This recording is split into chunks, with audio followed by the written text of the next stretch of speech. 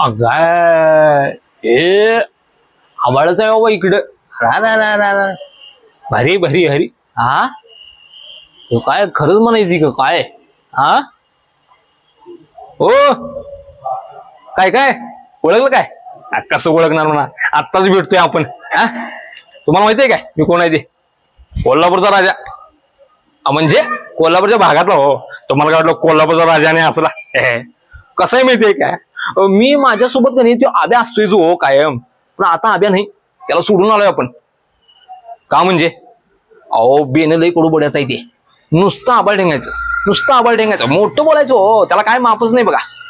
अहो त्याचा इथं कुठं मामा आहे म्हण मुंबईत, आणि कधी लहानपणी त्यानं मुंबईत दाखवल्या म्हण त्याला. अहो तुम्हाला सांगतो शाळेत असल्यापासून ते आज पुत्र नुसता मामाच कौतुक, नुसता मामाचं कौतुक. म्हणजे आमचा मामा हे आहे, आमचा मामा ते आहे, आमचा मामा हे ओळखीचा आहे. नुसतं मोठं डेंगायचं. हो नुसतं मोठं डेंगायचा. मी म्हंटल त्याला, अरे आब्या तुझ्या मामाचा फोटो दाखव. मग काय बेण्याच्या खिशातच फोटो, मामाचा फोटो बघितला. अरा तुम्ही आणि बरं म्हणायचं राव, ते काय फोटो म्हणायचं होय. बुजगावनं शाळाच्या रानात उभं केलेलं, काठीव मडकं घातल्यासारखं डोकं राव त्याचं.